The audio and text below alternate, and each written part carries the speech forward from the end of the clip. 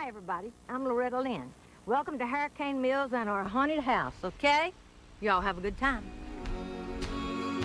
This haunted house I'm living in is killing me, and the ghost of your loved one. Hey guys, so today's video is going to be a little bit different. I went to a real haunted house.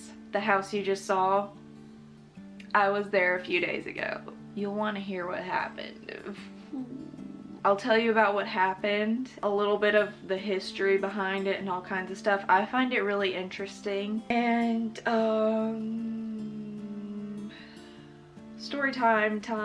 So it's around Halloween, so I was like, I want to go somewhere spooky. Actually spooky, not like a haunted house, but like a haunted house. There are many famous haunted places like the Stanley Hotel and the Queen Mary that YouTubers go to, but I don't live near those places, so I thought I'd try to find a place that's more in the south. So I did a lot of research and I couldn't really find a place that really stood out, and then my parents actually told me about this place and I was like, I don't know, like I don't even know who Loretta Lynn is. This was her house. I did more research and I was like, whoa. It was very last minute that we decided to go there. It was like that morning. So this place is pretty famous. I had never heard of it. It's Loretta Lynn's ranch in Hurricane Mills, Tennessee. Like when she bought the house, the town came with it. So it's like a little town. So we drove there on one Saturday morning and I'll tell you about what happened. But first I want to give you like a little bit of a backstory of like what's happened there and what people have seen. I watched a few documentaries before I went so that I had a backstory of what went on there, and I knew it was haunted when I saw that Ghost Adventures had been there. So Loretta Lynn, she's a famous country singer. I had heard the name, but I didn't really know anything about her. I'd maybe heard like a song or two. She used to live in like a really small cabin with like 8 kids and her parents, but eventually she like got famous and then she like could buy this giant mansion. So her and her husband and her children lived in this giant mansion. There are so many stories of things they've seen there. I'm gonna tell you a few of the stories that they've told of what they saw. Remember, I saw all of this like before I went, so I was like prepared. Okay, this is what they've seen. So the things they've seen have been from the Civil War era. Other people had obviously lived in the mansion before them. In the 1800s, it was like built in the early 1800s. There's a lot of Civil War history there. Some of the ghosts from this house are from the Civil War, and they stayed. Really? There was like a small battle fought on the grounds of this mansion. Many people died, so people have said to have seen Confederate soldiers just like walking around these days. So there's a lot of history there. I'm gonna get to like my experience, but I just want to give like a backstory to what this is, get you kind of like a feel of it, because I wouldn't have been as into it if I hadn't have had a backstory before I went.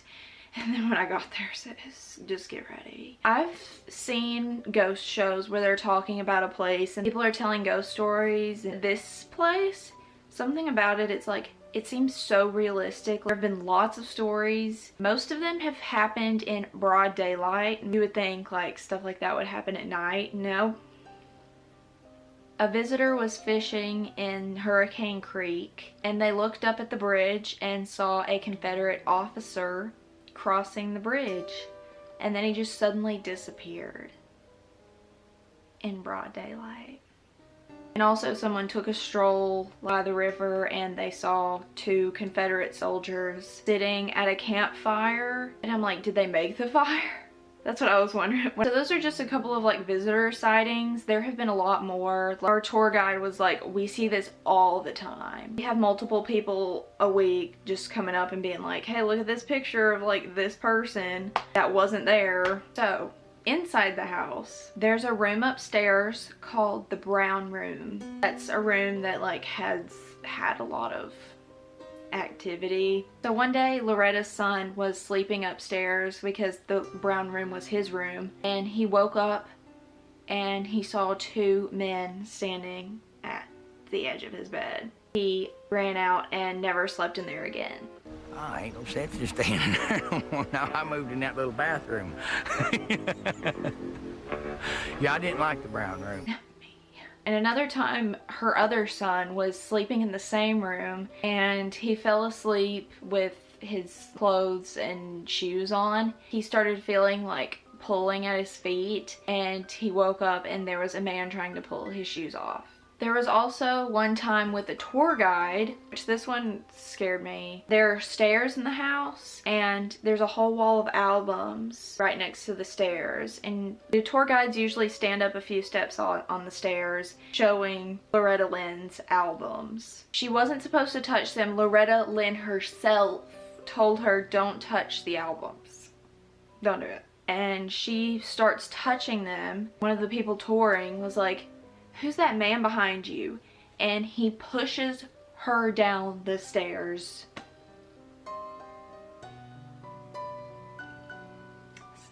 Loretta says that they're very protective of her and they want respect for her as well. Like, they just want respect. I would have quit.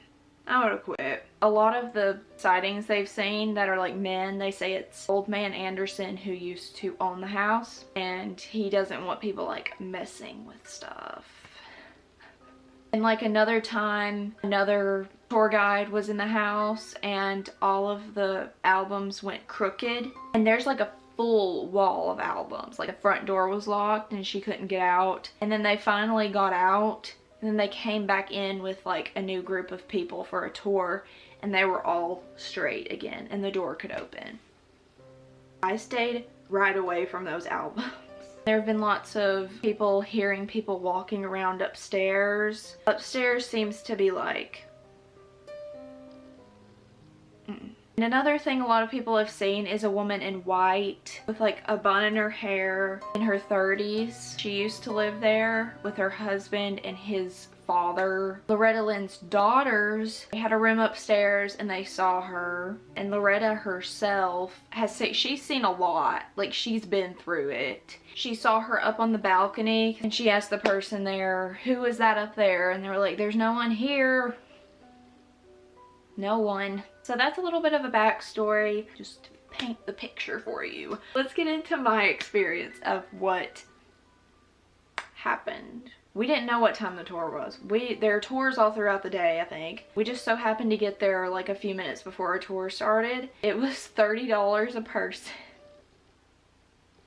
So my mom and I went. Oh, should I show you my ticket? Here's proof I was there, even though there are videos and pictures of me literally there. So here are the tickets. Loretta Lynn Ranch. There's nothing about like spooky tour. There's nothing like that. And the whole time we were there, it was raining and it was like really dreary, and that kind of made it a little bit creepier. So we first went to a replica of her old house in Kentucky, and we walked around there. This part is not known to be haunted. I had not heard of it, but when we were in there, my mom saw a door close on its own. She like told me, and I was like, oh, it's probably just the wind. Don't they always say it was the wind though? You know when a door closes a certain way? And it was like right off the bat, like we had only been in there for a little while. I'm sure they don't have doors just open that can just like close by themselves. No.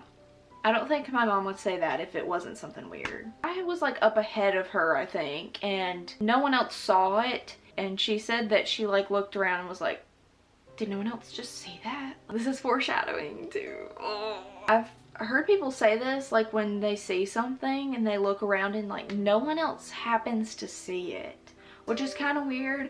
Like you never see like a group of people being like, whoa, look at that. It's usually just one person that happens to be like away looking in this certain direction that no one else is looking in. So after we were there, we took a bus to the house. We could see the house from where we were. It was really close together. Like we could have walked, but we took a bus. So we pull up to the house and it looks, you can tell it's the same house from what I saw in the videos and stuff, but it looks a little bit different. You know when you see something on TV or like in a video and it looks different in real life? This is how this was. It seemed like the house was bigger. The walkway in the videos looks so long. Like even in the video I took, it looks so long, but in real life it looks smaller. So we pull up and there are like old wagons, and like at this point in the tour, hauntings or anything of that sort had not been mentioned at all until we were right about to walk in the house. Guide says, oh, so I'm sure you guys have heard all this, you know, stuff. She didn't seem to really like want to talk about it too much, which honestly like made it seem kind of like more real. If the tour guide's like, let's go to this spooky place now, let's go spook around, like that makes it seem more like, okay. Most of it's just a normal tour, like talking about her life and stuff, showing us the kitchen and the rooms. And we get to the dining room. She just points to this door and she's like, yeah, this door seems to open and close a lot by itself.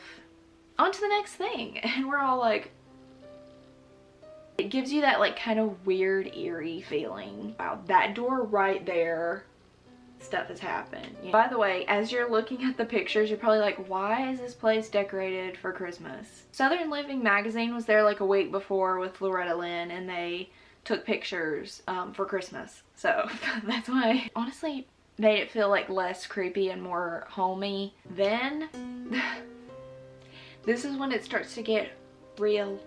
I'm not gonna say anything extra or anything like, ooh, I felt this wind. No, I'm gonna tell you exactly. If I even question anything, I will tell you. We get to the stairs, which is where the pushing happened, and you know, upstairs a lot of stuff has happened. At certain points in this tour, I got this like weird feeling over me. It was like a heaviness. I've heard people say this, you get like a heaviness over you. You just feel kind of like something's not right. Okay. I got this like heavy feeling, and like I just felt kind of weird. And this would happen at certain points in the tour. I felt it the most when I was by those stairs. If I'm feeling a certain way, I'm like, well, it's probably just because of this. I don't know if it was because like I'd heard the stories. I was telling myself, I was like, okay, it's probably because I've just heard the stories. And when you hear a story about a place and you're actually there where it happened, you get kind of like a weird feeling anyway, I'm sure. But it also happened at like random places in the tour where I had not heard anything about it. I had never seen these places. There was one time we were like in the kitchen. I had never seen the kitchen. She didn't say anything weird about the kitchen. And when I was in a certain area, I just started feeling weird. I don't know what that means. I don't want to say there was a ghost right next to me. I don't know. Yeah, so we got to the stairs and I had this feeling it was the worst there. We weren't allowed to go upstairs. I don't think she ever like mentions it. It's just like there's a rope stopping you from going up the stairs. But the tour guide does stand up on a few steps like in the story. I'm sure you're not allowed to go up there because of all the stories and stuff that's happened up there. The brown room's up there. Even if it was like free reign, I don't think I would have gone up there. We stood around the side of the stairs, and then we come around to like the bottom of the steps, and we're at the bottom of the stairs. There's a room right here. It's like an all pink bedroom, a pink bathroom behind it. I had never seen this room. There were like shelves of Avon bottles. It was just like a girly room, and I was like, oh, it's cute. It's a cute room. So I didn't really think about it. She's standing on the stairs, so we're all just like facing her up here. The room's right here. I'm the only one like in the doorway of the room that can like see all in the room. There were like 8 people on this tour, so there weren't too many people. The other people were kind of behind, like over to the side. They couldn't really see in the room like I could. No one else could see as well as I could into this room. So as I was standing there, the tour guide was talking about the woman in white, the one I had talked about that they had seen in the room and up on the balcony. I take a few pictures of the room because I took pictures of pretty much every room. Then I put my camera down. I would only take pictures and film like a little bit, and then I'd put it down just to be like respectful. I didn't want to be like, wow. did you see Mr. Anderson that one time? I had my camera down and my phone down. Take for this what you will, okay? This is just what my eyes are watering. I'm standing there. She's like just talking and I hear whoosh. It sounded like someone saying whoosh. It sounded weird. It didn't sound like the wind at all. Like I was like, this is not someone's in there saying whoosh. So I turn in the room. I'm the only one looking in the room. So I turn. There's a pink bed right there. And I even question myself at this point because it happened a few days ago. That day I was 100% sure. More days that go on after it, I'm like, no one's gonna believe me about this. I know I saw it. There's a pink bed there. I hear whoosh. I turn. I see the bottom of a white dress. The door starts right here and the bed is right here. So I just see like the bottom half of the bed.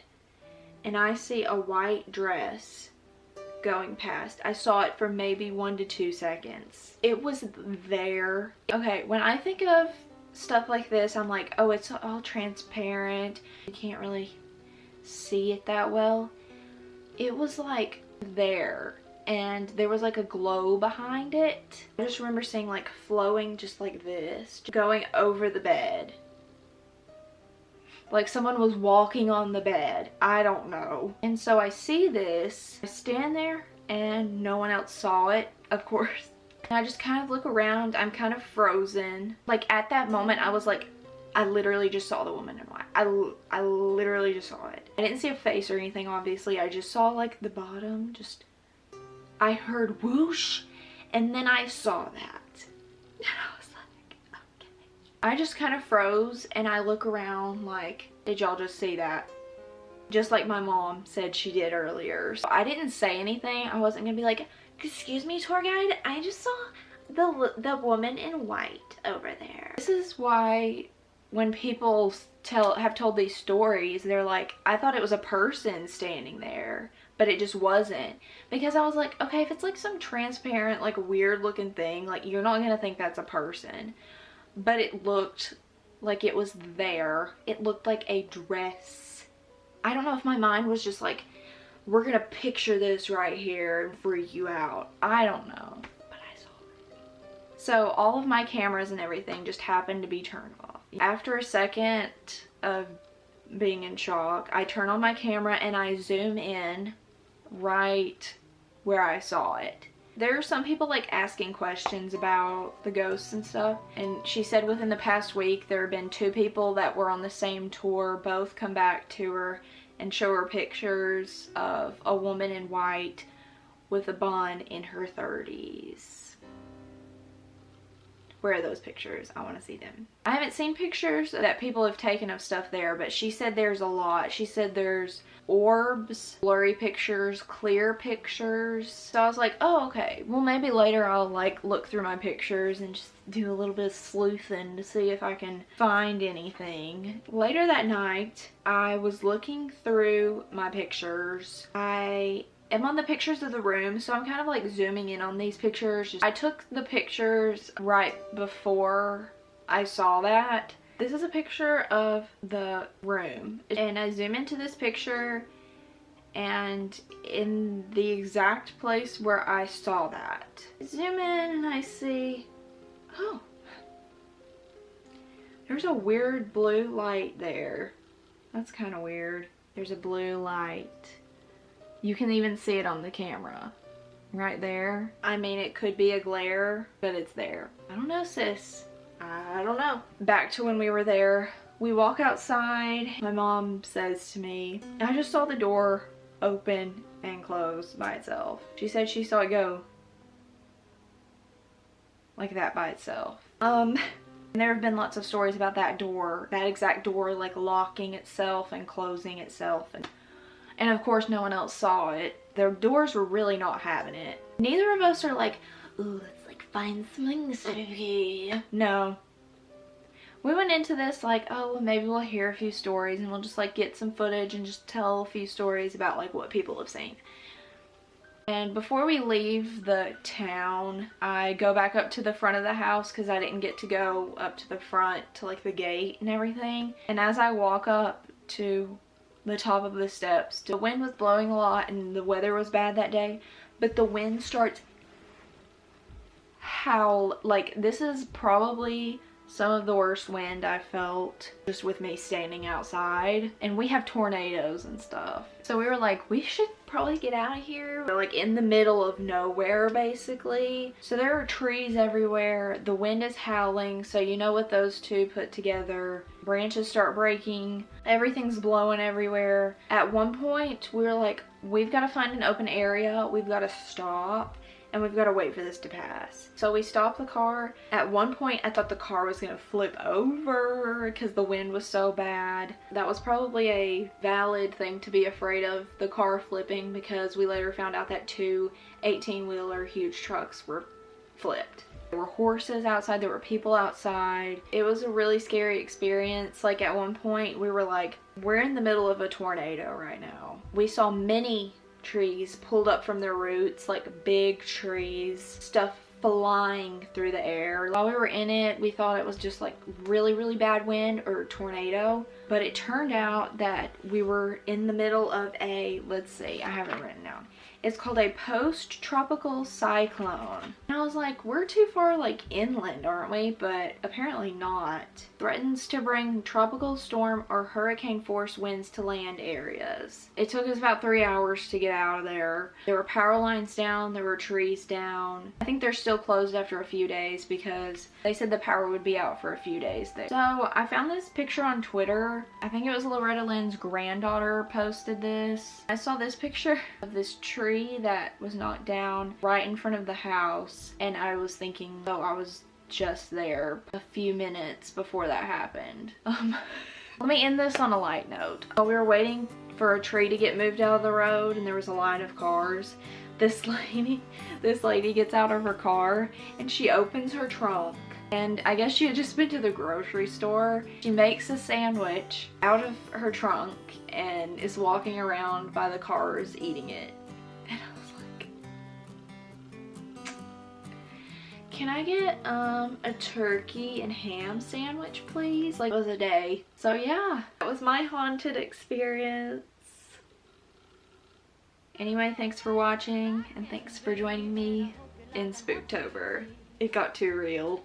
'Cause if you're looking at me, you're looking at country.